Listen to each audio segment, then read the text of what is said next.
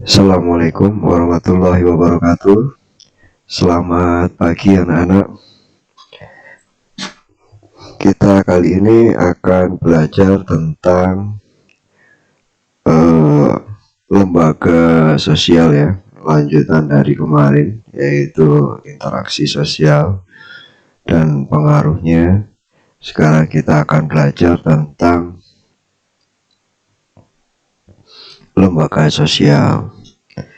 Tentunya kalian semua sudah tahu apa itu lembaga sosial ya. Lembaga sosial itu satu lembaga yang dipergunakan oleh orang banyak ya. Sosial itu berarti orang banyak. Kan anak, sebelum belajar Bapak selalu mengingatkan agar kalian selalu berdoa ya, selalu berdoa. Mudah-mudahan kalian ditambahkan kecerdasan, juga diberi kesehatan. Anak-anak, di masa pandemi ini kalian hendaknya harus selalu menjaga kesehatan ya, dan tetap disiplin mengikuti pelajaran. Oke, apa itu yang mempengaruhi apa itu lembaga sosial? Kita akan belajar di sini. Interaksi sosial itu adalah kunci dari semua kehidupan sosial ya. Di sini sudah dijelaskan. Interaksi sosial adalah kunci dari semua kehidupan sosial. Tanpa adanya interaksi sosial, maka kehidupan sosial juga tidak akan terjadi ya. Bertemunya orang perorangan atau kelompok dalam pergaulan kehidupan akan menghasilkan satu kelompok sosial gitu ya, yang hidupnya bersama dan saling membutuhkan. Maka di sana diperlukan adanya aturan-aturan sosial gitu. Nah, itu semua nanti larinya akan menjadi satu budaya. Jadi budaya di satu masyarakat tidak akan terjadi apabila tidak ada interaksi sosial gitu loh. Nah, di sini kalau kita lihat ya, manusia itu memiliki kebutuhan yang bermacam-macam ya. Kebutuhan manusia itu bermacam-macam, kayak kalian kan juga kebutuhannya bermacam-macam, dan lembaga sosial lah yang dapat memenuhi kebutuhan individu tersebut. Contohnya, semua orang itu memerlukan pendidikan, betul nggak? Nah, semua manusia itu membutuhkan pendidikan. Oleh karena itu, dibuatlah satu lembaga pendidikan. Nah, jadi pendidikan itu adalah merupakan salah satu contoh bentuk lembaga sosial. Begitu juga umat beragama. Ada umat beragama Islam, karena di sana banyak ya, di Indonesia banyak sekali umat beragama Islam. Maka dibentuklah lembaga sosialnya seperti masjid, tempat ibadah kan. Begitu juga orang Kristen, dia juga memerlukan tempat ibadah, maka dibuatlah gereja gitu kan. Begitu juga dengan orang-orang Hindu, umat Hindu, mereka juga membutuhkan, maka dibentuklah pura dan seterusnya. Nah, itu anak-anak yang itu di bidang agama dan di bidang pendidikan. Nah, berikutnya juga manusia juga selain memerlukan pendidikan, memerlukan sarana ibadah, manusia juga memerlukan kebutuhan lainnya seperti kegiatan-kegiatan ekonomi. Maka dibentuklah yang namanya pasar gitu kan, untuk sarana perdagangan gitu ya. Dan juga tempat-tempat industri. Kalau kita perhatikan di sini ya, ini juga lembaga sosial. Ini sawah ya kan, dilihat orang-orang berinteraksi. Ini untuk melakukan kegiatan ekonomi. Nah, ini hasil dari sini masuk ke sini, di sini diperjualbelikan, dan di sini Nah kan, itu ya. Jadi manusia itu membutuhkan kepada manusia yang lain. Tanpa petani kita nggak bisa makan, itu ya. Nah, jadi kalian tidak boleh sombong. Wah itu mau petani, wah ini mau pedagang, kayak gitu. Tanpa pedagang kita juga nggak bisa memenuhi kebutuhan, ya. Nah itu. Maka hidup manusia itu saling membutuhkan. Nah, dalam rangka memenuhi kebutuhan, manusia harus melakukan interaksi antara manusia yang lain dengan manusia yang lainnya, gitu loh, baik secara individu maupun kelompok. Misalnya manusia untuk memerlukan beras, tadi udah sampaikan, mereka bisa mendatangi pedagang beras, gitu ya. Pedagang beras dapat dari mana? Dari petani. Nah, itu namanya proses apa namanya memenuhi kebutuhan. Nah, itu anak-anak ya. Maka maka dalam kegiatannya manusia dalam memenuhi perlu mematuhi aturan-aturan atau norma-norma yang berlaku di dalam masyarakat. Ada norma-normanya, ada. Makanya kenapa kok Pak Guru sering, apa Bu Guru, kalian Pak Guru juga sering melakukan operasi HP kemarin itu, wah besar-besaran ya. Ternyata ada situs-situs tidak bermoral. Nah, itu melanggar norma tidak?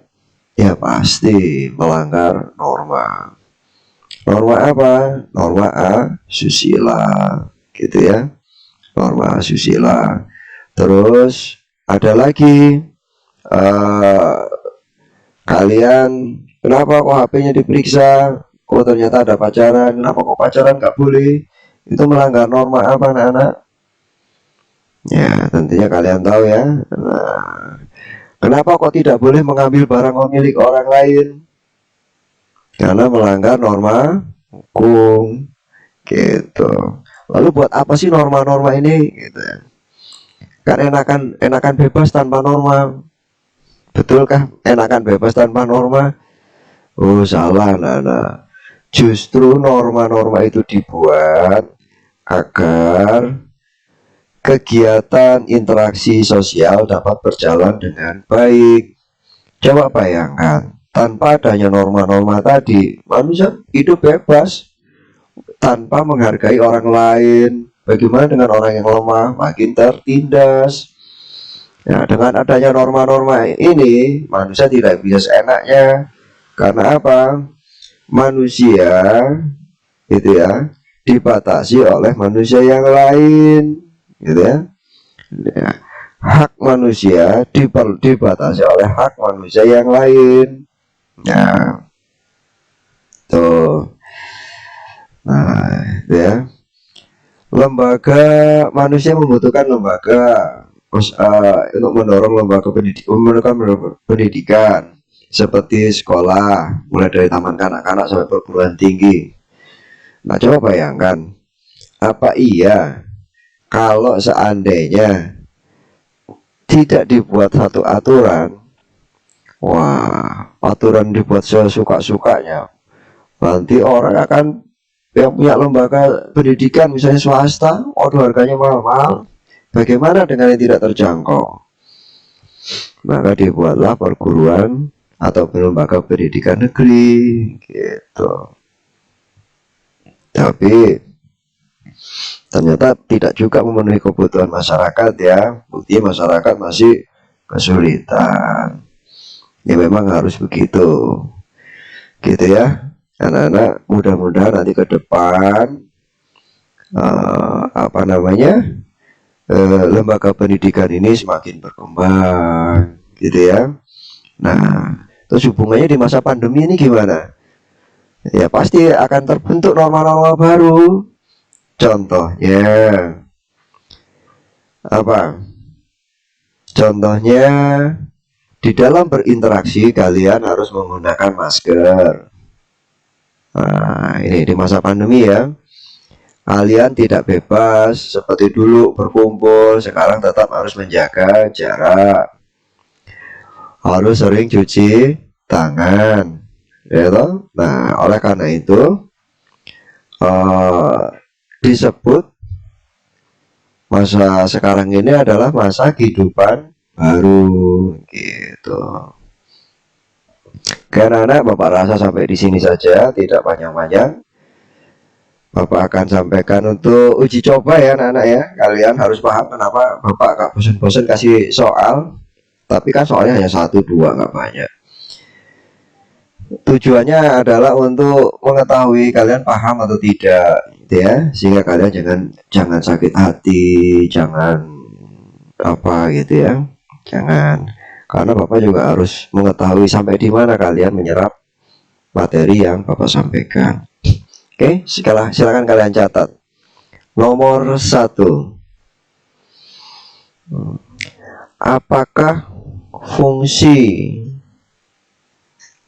fungsi dari adanya norma di masyarakat?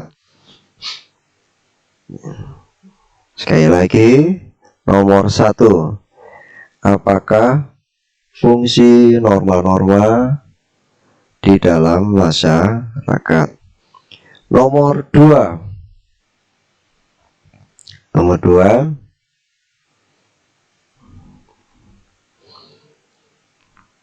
Berikan contoh